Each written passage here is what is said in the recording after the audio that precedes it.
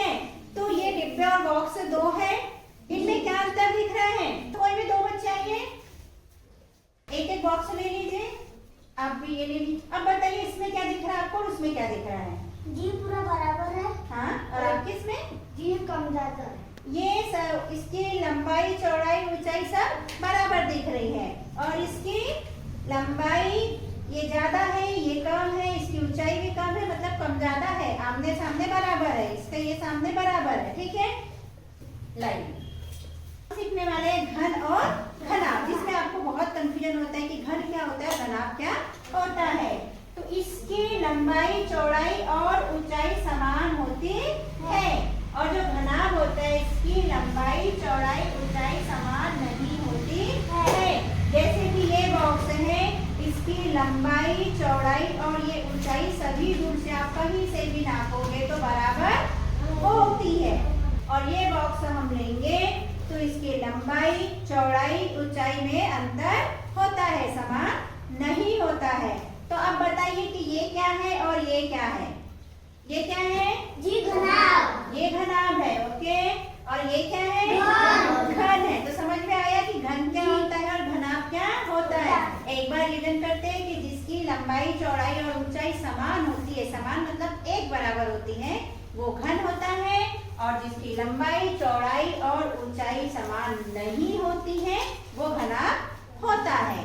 English में घन को कहते हैं क्यूब और घनाभ को कहते हैं क्यूबाइड। तो अब यहाँ पर बहुत सारे घन और घनाभ रखे हैं, आप आएंगे और बताएंगे कि घन कौन सा है और घनाभ कौन सा है, एक एक बच्चा आके। ठीक है, जी ये घनाभ है। ये घनाभ है। क्यों घनाभ है? क्योंकि इनकी लंबाई चौड़ाई बराबर नहीं है। ओके, बहुत अच्छा, ताली। गुड। ये घनाभ है। जी इसकी आकृति एक जैसी नहीं होती है। हाँ? और आधी एक जैसी होती है। अच्छा, ये कह रहे हैं कि इसकी आकृति मतलब लंबाई चौड़ाई, हाँ, जी इसलिए घनाभ। इसीलिए घनाभ है। वेरी गुड बेटा।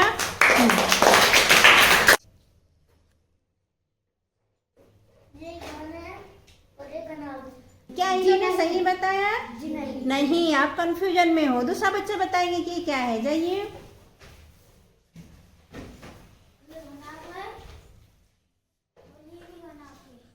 हाँ, कंपॉक्स भी घनाभ है और डस्टर भी घनाभ ही है, क्योंकि कंपॉक्स लंबा है और चौड़ा कम है, डस्टर भी लंबा है और चौड़ा कम है। और एक बच्चा जाइए। ये बराबर है ना, हाँ, इसलिए इसको घन कहते हैं। और ये है क्या बेटा? खेलने का गोटी। गोटी, पासा जिसको बोलते हैं ना। इसकी लंबाई चौड़ाई कैसी है? बराबर। बराबर है। तो बराबर वाले को क्या कहते हैं? घन। Very good.